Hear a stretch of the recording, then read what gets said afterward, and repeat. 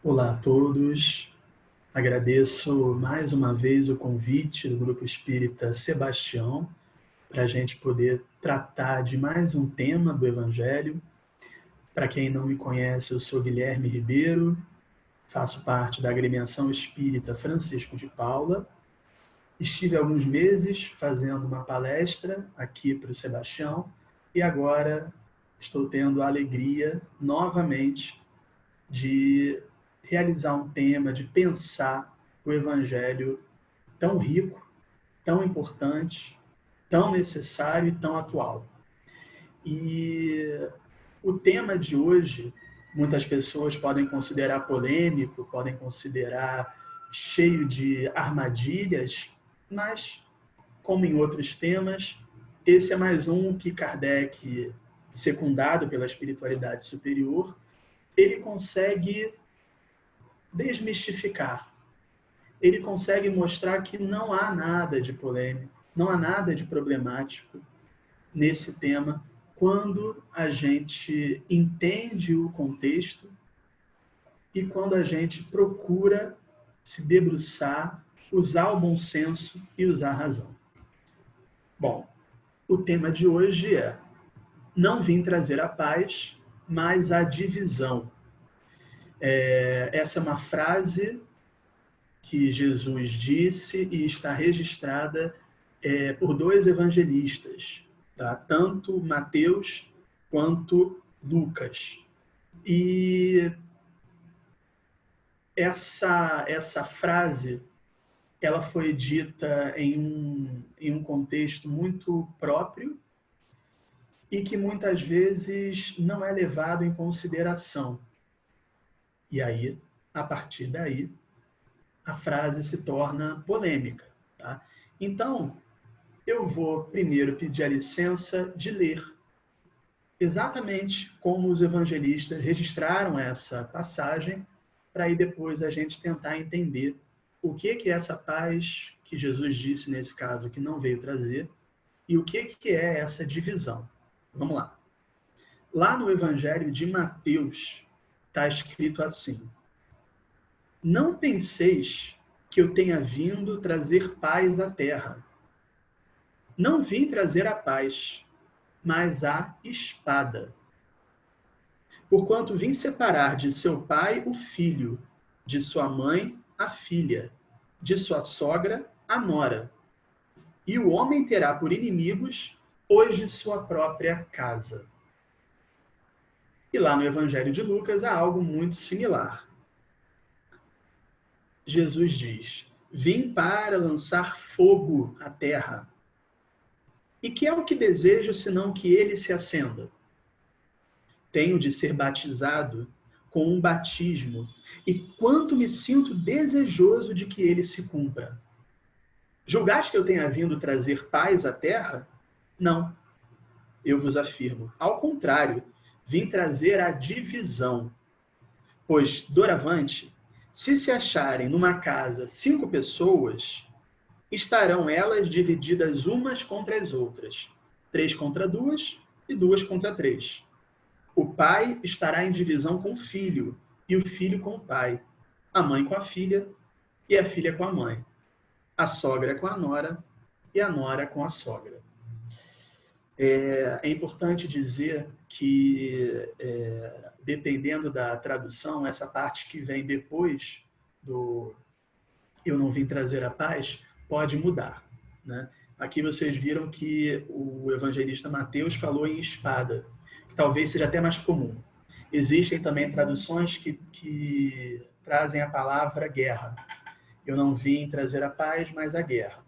Eu usei como tema não vim trazer a paz, mas a divisão, para ser o máximo fiel a Kardec, porque é assim que ele coloca lá no Evangelho. Mas o sentido é o mesmo, sendo divisão, sendo espada, sendo guerra, a ideia aqui é a mesma. É algo que seja oposto à paz. Mas aí a gente fica um pouco inquieto quando olha essa passagem sem analisar o contexto, porque há uma outra passagem de Jesus, até mais famosa que essa, que foi registrada por João, em que Jesus disse, parece que disse exatamente o oposto. Ele diz: deixo-vos a paz, a minha paz vos dou. Não a dou como o mundo a dá. Não se turbe o vosso coração, nem se atemorize. E aí, a pessoa que só lê essas passagens, sem ler nada mais, sem entender nada mais, vai ficar um pouco confuso. Afinal, ele veio ou não veio trazer a paz? Por que ele disse lá que não veio trazer a paz, mas a espada? E aqui ele diz que sim, deixo-vos a paz, a minha paz vos dou. Aí a gente fica um pouco confuso, olhando só para essas passagens, para esses trechos do Evangelho.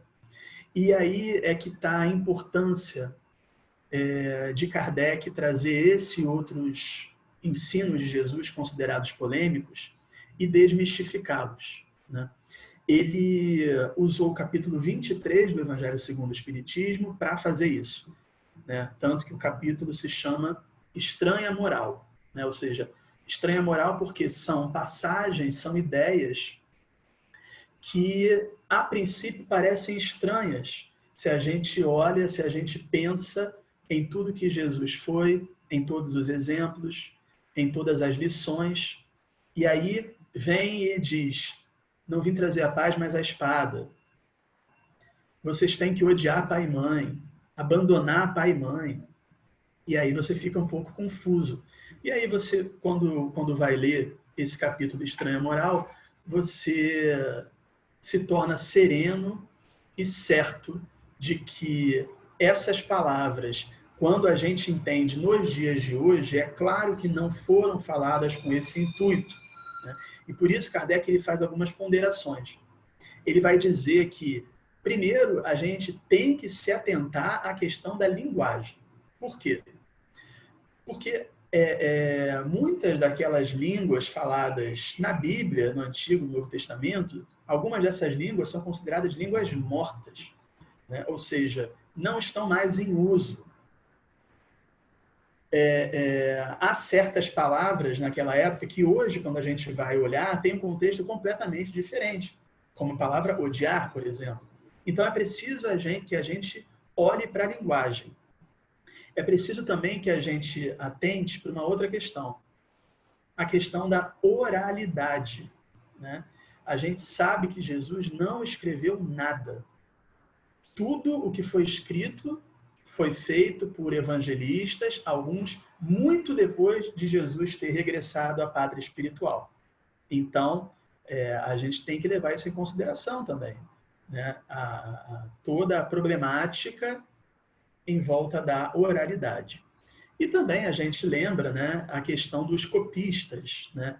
Aquelas pessoas responsáveis por levar as traduções mais famosas da Bíblia e que há estudos que eles poderiam ter alterado aqui, alterado ali, alguma coisa.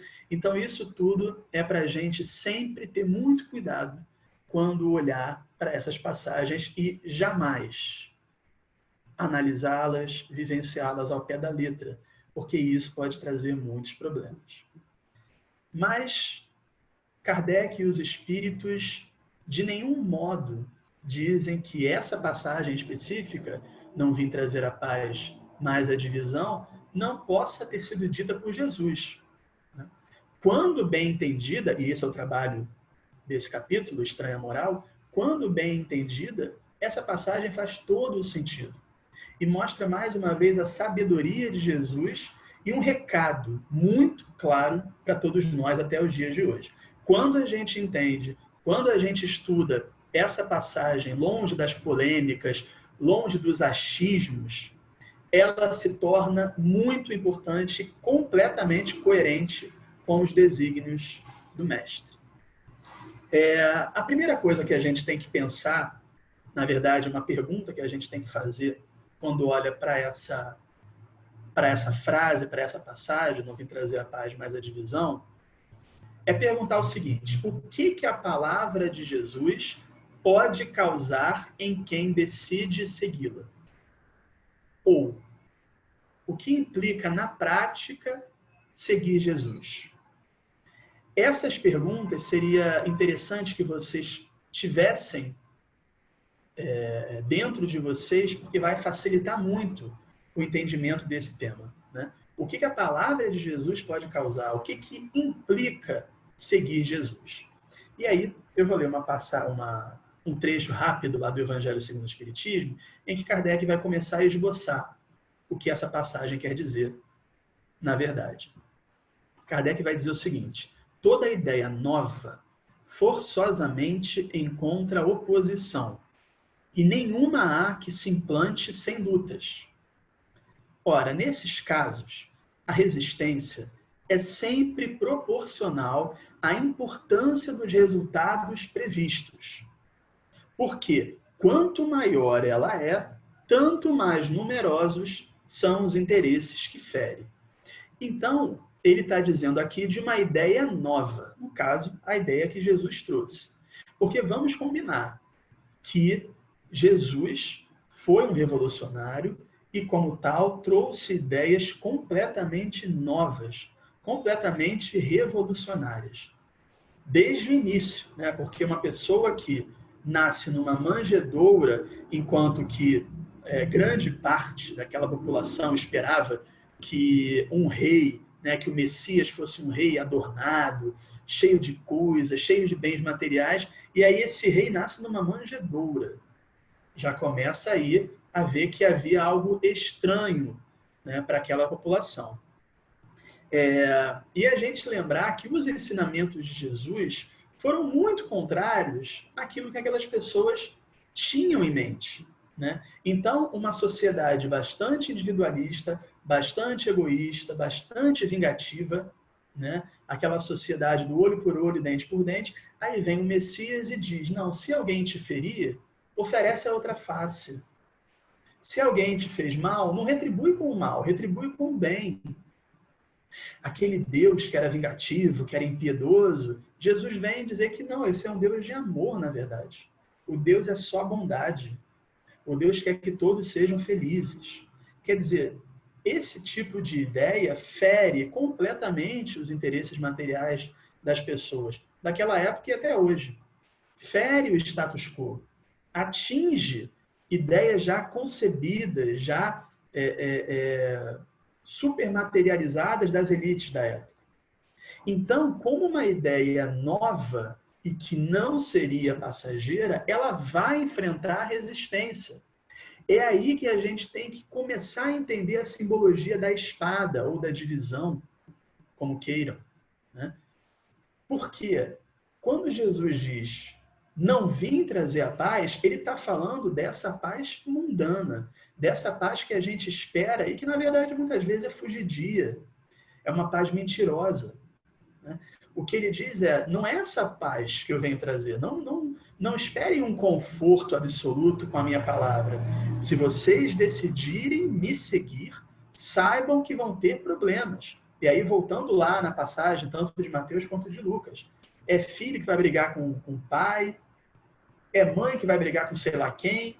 Por quê? Porque é uma ideia nova que fere muitos interesses materiais e que, por isso mesmo, causa divisão, porque incomoda, né? Então, se eu sou uma pessoa que quero continuar criando, vamos dizer assim, um reino material, não me importando com o dia de amanhã, não me importando com o bem alheio, se eu vejo alguém da minha família ou não, não importa, mas se eu vejo alguém que tem um pensamento contrário, que tem um pensamento que diz, não, isso não é legal, isso não é certo, eu não vou querer essa pessoa perto de mim.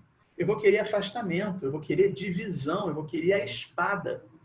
É essa espada que divide, é essa espada que muitas vezes fere as relações. Então, voltando à pergunta, o que a palavra de Jesus pode implicar? Implica em divisão, mas porque ele fomentou? Não. Pelo mau entendimento da palavra, pelo nosso apego às coisas materiais, pelas nossas necessidades de ter sempre razão, de sempre colocar a primeira pessoa em evidência, e é justamente o que Jesus não faz. Então isso fere. Repito, feria ontem, vai ferir hoje, e acredito, infelizmente, que ainda vai ferir por muito tempo.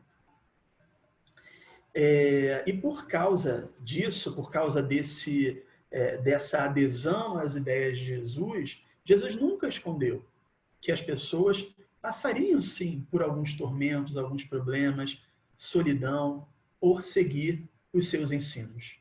Né? Quantas lutas, quantos desafios as pessoas ao longo da história passaram, e a gente não precisa nem pensar em casos muito grandes. Às vezes são casos pequenos, né? Às vezes é um afastamento de alguém que você ama, mas não aceita, que você tenha optado pelo caminho de seguir Cristo, né? Porque te acha bobo, te acha ingênuo, e começa a te afastar, né? Que Cristo, que nada. E aí você pode perder alguns contatos, né? Você pode ter problemas de relacionamento, inclusive familiares, né? Mas, ao mesmo tempo, a gente tem que pensar, poxa, será que isso vale a pena? Né? Será que vivenciar isso tudo vale a pena? Se ele mesmo falou que não veio trazer a paz, mas a espada, por que eu tenho que seguir? Né? Vamos pensar, por exemplo, num caso que eu havia pensado para trazer hoje, um exemplo bastante bobo, todo exemplo, né, toda comparação problemática, mas só para a gente tentar trazer isso para a prática. Vamos pensar numa família em que um pai não aceite, não entenda ou não queira seguir Jesus, o que faz parte do livre-arbítrio. Então, esse pai não quer seguir Jesus. E aí o filho chega em casa, depois de um dia na escola, e relata que sofreu uma agressão. Se esse pai não se atenta muito aos ensinos de Jesus, não liga, acha bobeira, o que na maioria dos casos, né, claro que não podemos generalizar, mas na maioria dos casos, essas pessoas vão ensinar aos filhos. Não, se você apanhou, bate de volta. Não seja frouxo. Né? Você tem que deixar de ser bobo. Bateu, levou. Essa é a ideia majoritária, infelizmente, ainda. E aí vamos dizer que a outra pessoa responsável pela criação dessa criança siga Jesus. Se atente aos desígnios do mestre. Já tem uma divisão aí. Porque essa pessoa não vai aceitar esses conselhos do pai. Essa pessoa vai dizer, não, fala com a professora, tenta conversar, não bate de volta, não retribui o mal com o mal. Pronto. Temos aí uma divisão. Temos aí a espada, nessa alegoria de Jesus. E aí a gente volta a perguntar, porque é preciso que a gente entenda para não nos tornarmos fanáticos, crentes por crentes, o que é muito pouco, o que não bate com a ideia de fé raciocinada preconizada pelo Espiritismo. Então, vamos perguntar de novo. Apesar disso, dessa divisão que pode acontecer na própria família, será que vale a pena seguir Jesus? Não seria melhor simplesmente afastar e seguir e atender aos caprichos e aos desejos mundanos para que não haja problemas de relacionamento, por exemplo? E aí nós vamos pensar, Jesus falou que veio trazer o caminho, ele era o caminho, a verdade e a vida. Então, ele jamais prometeu, e como nessa passagem fica bem claro, ele jamais prometeu uma felicidade transitória, passageira, mundana. Ele falou que teríamos trabalho, que teríamos sim dificuldade, mas se a gente quisesse, né, que o reino dos céus penetrasse em nós, ou seja, um reino de felicidade, de paz verdadeira, de tranquilidade, de consciência, se a gente quisesse isso de verdade, procuremos seguir a palavra dele. Né? Porque haverá dificuldades, mas ele lembrou, comigo o jugo é leve, né? O fardo ele se torna mais suave. Né? E, de fato, quando a gente vê, por exemplo, muitos casos, uma pessoa que não acredita, não aceita, não entende, não reconhece Jesus como mestre, como modelo, como guia, essa pessoa, às vezes, quando se depara com um problema, independente de ser grave ou não, mas ela talvez tenha muita dificuldade de aceitar e parte para a revolta, e parte para a tristeza, e parte para problemas até mais graves, né, de infelicidade, enquanto outra que realmente entende que essa vida é passageira, que seguindo Jesus, ou seja, perdoando, não retribuindo o mal com o mal, procurando não julgar, tendo Jesus como esse modelo, essa pessoa vai ter esse mesmo problema e vai ver, não é algo passageiro. Porque o meu mestre prometeu que se eu estivesse com ele, se eu atentasse para aquilo que realmente importa, a paz verdadeira estaria comigo. Isso foi ele que prometeu, né? Por isso é que a questão é, será que vale a pena seguir sabendo de possíveis problemas, possíveis constrangimentos que nós teremos em seguir a palavra de Jesus? E eu respondo, vale. Vale se a gente está procurando um caminho sem atalhos. Vale se a gente está imbuído na vontade de crescer, de progredir, de ser feliz. Vai ter percalços? Vão ter probleminhas? Vão. Né? Mas estaremos seguros, porque a palavra de Jesus traz segurança. Né? Então, a espada vai acontecer ainda durante algum tempo. A divisão vai acontecer. Mas estejamos seguros de que estamos no caminho, na verdade, na vida. Tá?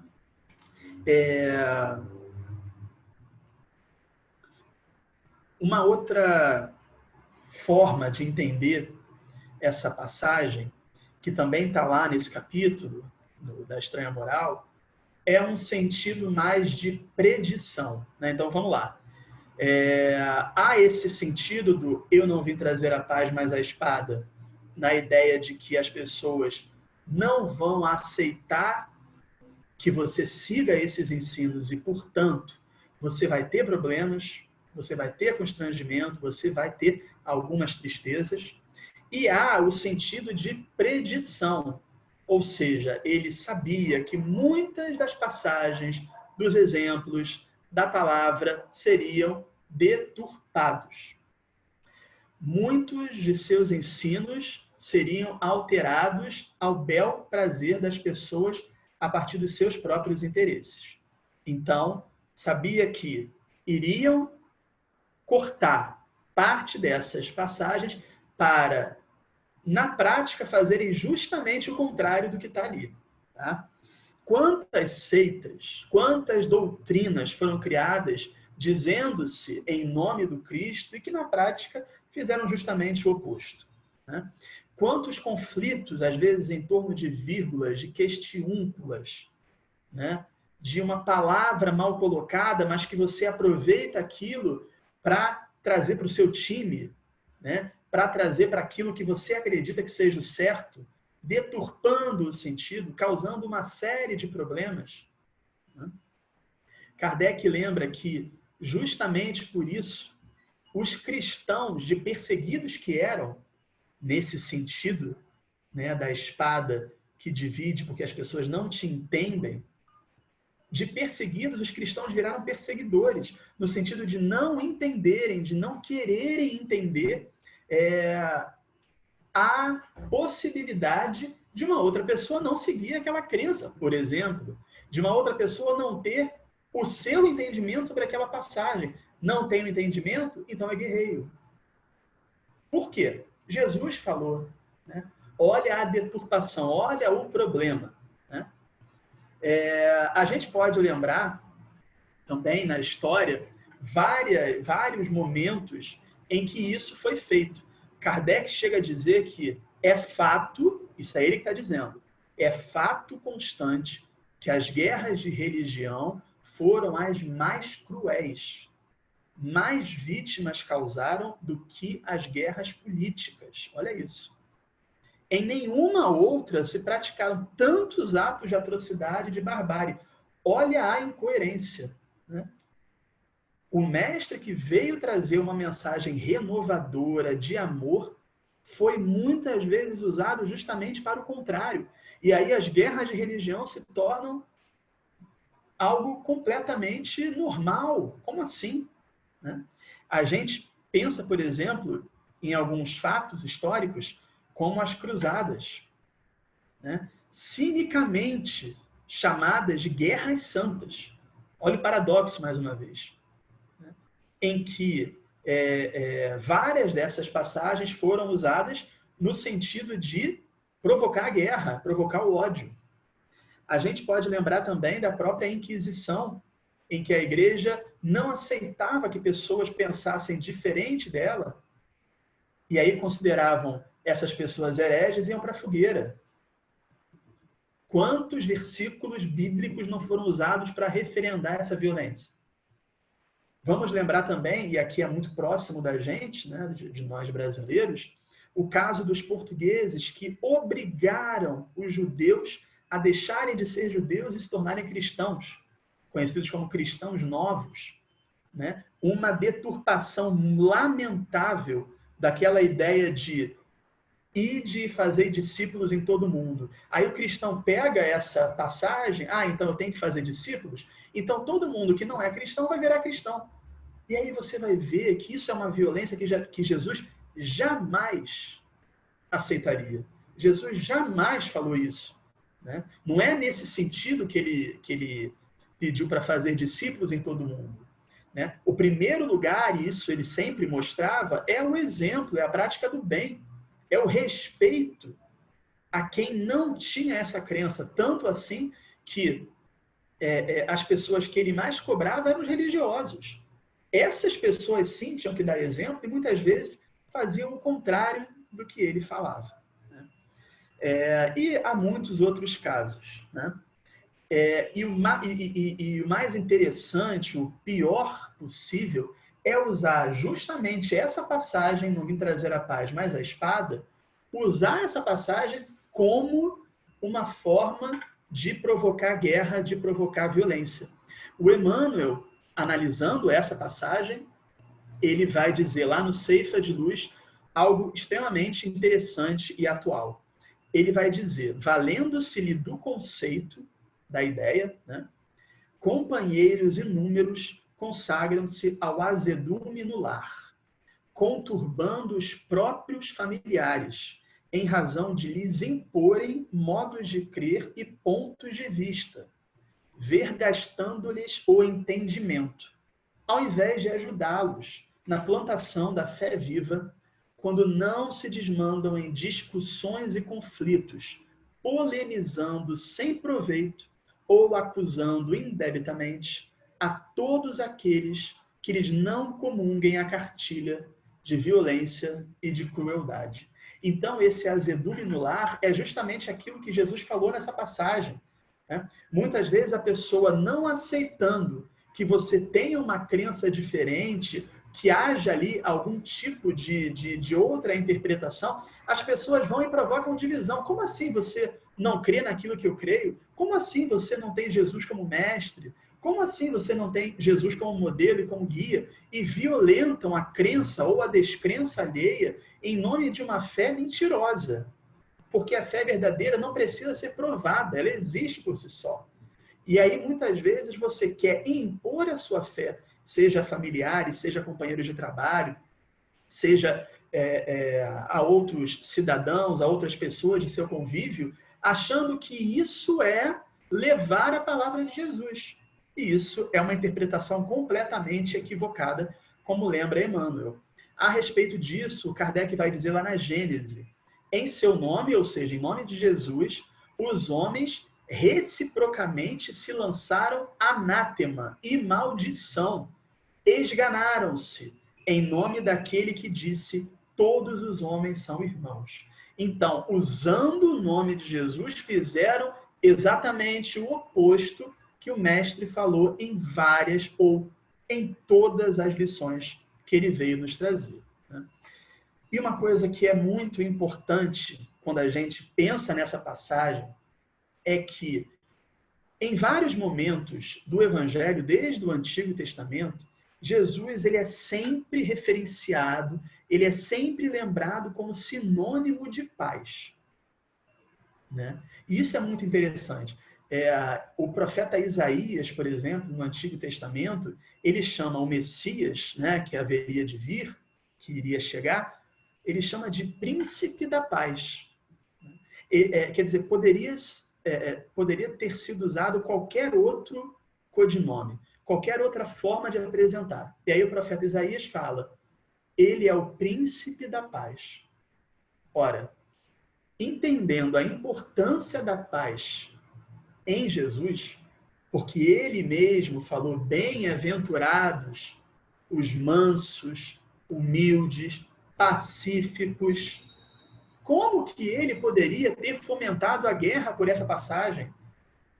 Por mais que algumas pessoas não entendam o que significa essa lição, só lendo essa frase, que dá o título de hoje, ainda assim as pessoas ficam com o pé atrás, porque não.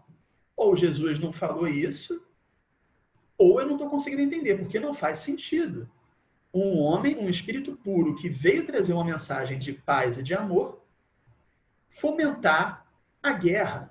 Então é claro que essa interpretação é equivocada, é mentirosa. Né? Mas Jesus sabia que pelo mau entendimento de sua palavra, pela deturpação, muitos problemas aconteceriam dentro da família. Se acontecem dentro da família, por que não aconteceriam entre países, por exemplo?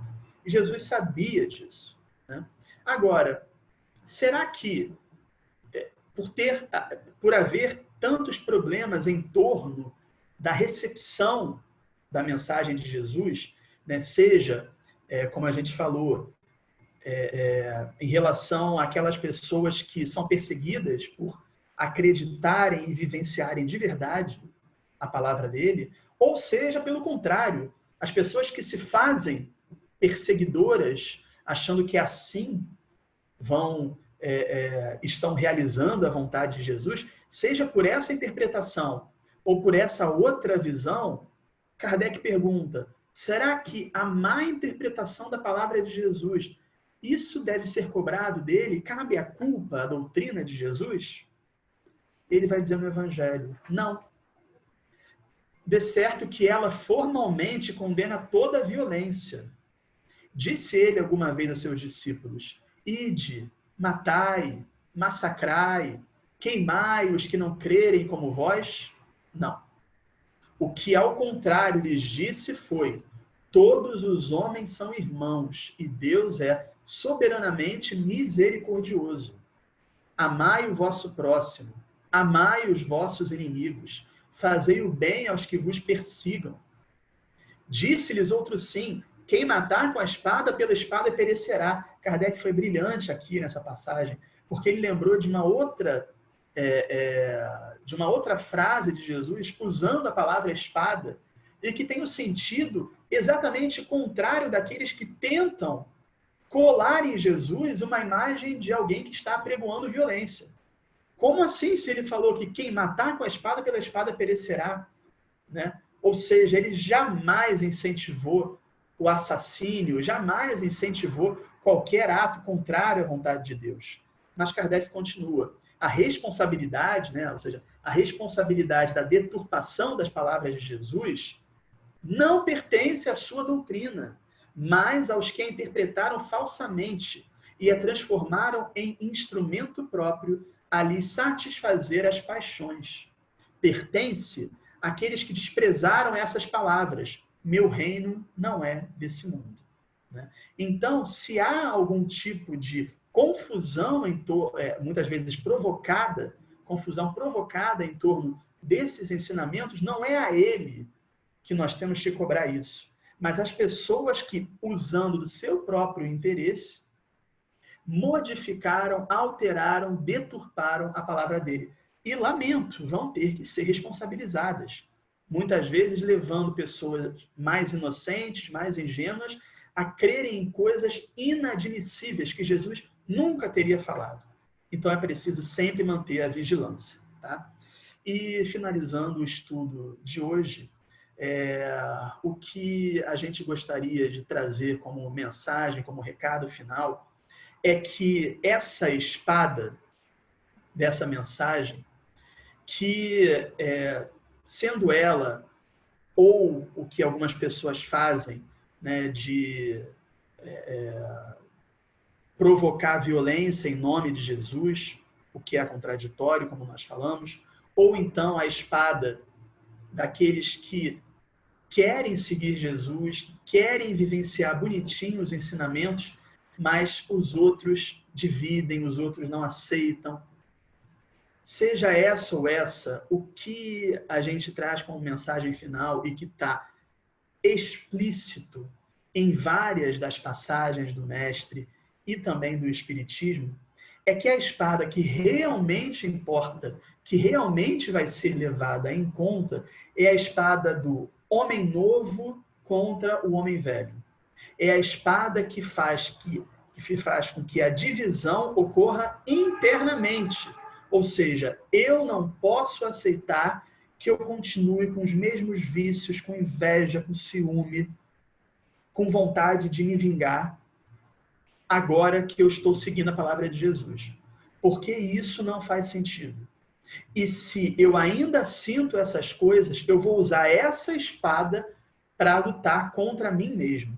Porque eu não me importo se o outro, por ignorância dele, me afasta porque eu estou seguindo um caminho que ele não está seguindo. O que me importa é a minha mudança moral. E por isso a espada ela tem que ser simbólica, no sentido de transformar todos aqueles vícios, todos aqueles atavismos, todas aquelas imperfeições em mudanças diárias.